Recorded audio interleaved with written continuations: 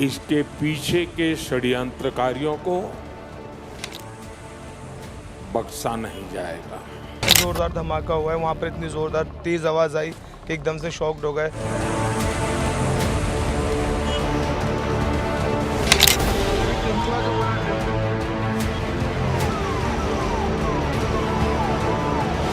धमाके के दहल पे मैं 3 बार गिरा हूँ। शाम के करीब 6:30 बजे का वक्त था। दिल्ली की सर्द हवा में हल्की धुंध घुली हुई थी। लाल किले के पास ट्रैफिक धीरे धीरे आगे बढ़ रहा था। लोग अपने घरों को लौट रहे थे। किसी को क्या पता था कि कुछ ही पलों में ये शाम दहशत में बदल जाएगी। ट्रैफिक सिग्नल पर एक कार धीरे चल रही थी, तभी अचानक जोरदार धमाका हुआ। धमाका इतना भीषण था कि आसपास खड़ी कई गाड़ियां पलट गई। हवा में धुआं भर गया और सड़क पर अफरा तफरी मच गई। चारों ओर लोगों की चीखें गूंजने लगी। कोई मदद के लिए भागा तो कोई अपने अपनों को ढूंढने लगा। लाल किले के पास हुआ ये विस्फोट पल भर में दिल्ली को दहला गया। घायलों को तुरंत LNGP अस्पताल ले जाया गया। डॉक्टरों के मुताबिक 30 से ज्यादा घायल अस्पताल पहुंचाए गए हैं, जिनमें से 9 लोगों ने दम तोड़ दिया। कई लोगों की हालत अभी भी नाजुक है। डॉक्टर मनीष झा ने बताया कि अधिकतर घायलों के शरीर में छर्रे और कंक्रीट के टुकड़े धंसे हुए हैं। किसी का पेट फट गया, किसी के पैर बुरी तरह से झुलस गए, कुछ की आंतें बाहर आ गई। ऑपरेशन थिएटर के दरवाजों के बाहर रोते बिलखते परिजन इस उम्मीद में खड़े हैं कि उनका अपना शायद बच जाए। डॉक्टरों ने घायलों के शरीर से निकले छर्रों को जांच एजेंसियों को सौंप दिया है, ताकि ये पता लगाया जा सके कि धमाके में किस तरह के रसायनों का इस्तेमाल हुआ था और उसका मॉड्यूल क्या था। जी हाँ, बिल्कुल सारे डॉक्टर्स और सारे जो स्टाफ को रखे। अभी आप अंदर गए थे, कितने इंजर्ड हैं, कितने ये बता पाना ट्रस्ट में मेरे लिए अभी पॉसिबल नहीं है। मैंने अभी बस देखा वहाँ पे, मैंने अभी बात की, हमारे सीनियर से बात हुई है। हमारे स्टाफ को बुलाया गया है अभी स्थिति में? अभी बहुत सारे स्टाफ को मैं नंबर नहीं बता सकता। बहुत सारे स्टाफ को बुलाया गया और हम सबको अलर्ट पे रखा गया कि कभी भी आपको कॉल आ सकता है और आपको उस हिसाब से रेडी रहना है। कितने घायल हैं, घायल तो यहाँ पे 30 से ज्यादा ही है। बाकी अभी देखते हैं कितना क्या चल रहा है। ये मैं 10 के ऊपर है, बाकी अभी मैं पता दिल्ली पुलिस आयुक्त सतीश गोलचा ने बताया कि शाम 6:52 पर यह धमाका हुआ था। फॉरेंसिक साइंस लैब और राष्ट्रीय जांच एजेंसी मौके पर मौजूद है और जांच में जुटी है। आज करीब 6:52 पे एक यहाँ पे रेड लाइट पे एक स्लो मूविंग व्हीकल जो रेड लाइट की तरफ आके रुका था, उसमें एक ये एक्सप्लोजन हुआ है। उस वक्त गाड़ी के अंदर जो पैसेंजर्स उसके अंदर ही थे और इस एक्सप्लोजन से जो है आसपास की गाड़ियों में भी क्षति हुई। जैसे ही इसकी खबर मिली, हम सारी एजेंसीज जो है Delhi police, FSL, NIA, NSG, उनकी टीम्स यहाँ पे आ चुकी हैं और हालात का जायजा भी ले रही है। हर तरीके से इस जो है एक्सप्लोजन के बारे में जांच की जा रही है और जल्दी ही इसका आकलन करके इसका जो भी रिजल्ट निकलेगा वो आपको बताया जाएगा। इस इंसिडेंट में कुछ लोग को इंजरीज भी आई हैं और कुछ लोगों की डेथ भी हुई है, तो वो अभी हालात का जायजा लिया जा रहा है और एग्जैक्ट फिगर्स जो हैं आपको कुछ ही देर में बता दी जाएंगी और सिचुएशन को रेगुलरली मॉनिटर किया जा रहा है और गृह मंत्री जी भी जो है उनसे रेगुलरली उनका फोन भी आया था, उनको रेगुलरली ब्रीफ किया जा रहा है और उनको टाइम टू टाइम पूरी सूचना दी जा रही है और आगे जैसे भी हालात होंगे, जो भी नतीजा निकलेगा आपको बताया जाएगा। अभी इसको आकलन किया जा रहा है। वहीं गृह मंत्री अमित शाह ने घटना की जानकारी ली और उन्होंने कहा कि वो खुद मौके पर जाकर स्थिति का जायजा लेंगे। दिल्ली में आज लाल किले के पास करीब शाम को 7 बजे हुंडई i20 कार में एक ब्लास्ट हुआ है और ब्लास्ट के कारण कार और कार के आसपास के 3-4 व्हीकल और खड़े हुए लोग, ऑटो में बैठे हुए लोग इंजर्ड भी हुए हैं और कुछ मृत्यु भी हुई है। अस्पताल के सूत्रों के अनुसार अब तक 8 लोगों की मृत्यु हो चुकी है। कुछ लोग इंजर्ड हैं, इनका इलाज यहाँ पर चल रहा है। हम सभी एंगल को खुला रखते हुए इसकी गहन जांच शुरू कर दी है। जैसे ही ब्लास्ट की सूचना मिली, Delhi police special cell, crime branch NIA की टीम, एसपीजी की टीम, एफएसएल की टीम मौके पर पहुंच गई है और सभी प्रकार की जांच हम तेजी से कर रहे हैं। कुछ ही समय में मैं आशा करता हूं कि धमाके का कारण क्या है उसके निर्णय पर हमारी एजेंसियां पहुंच जाएगी और एफएसएल की सीनियर मोस्ट टीम भी यहां पर पहुंची।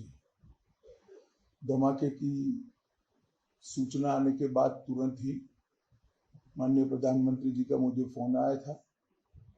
उसके बाद प्राथमिक इंफॉर्मेशन लेकर मैंने प्रधानमंत्री जी को भी ब्रीफ किया है।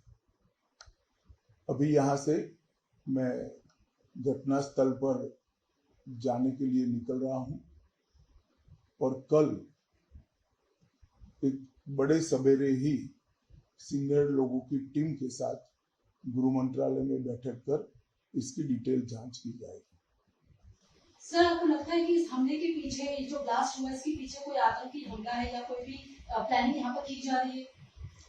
देखिए, हम सभी एंगल्स को ओपन रखकर सभी दृष्टि से जांच कर रहे हैं। घटना किस कारण से हुई ये अभी कहना बहुत मुश्किल है।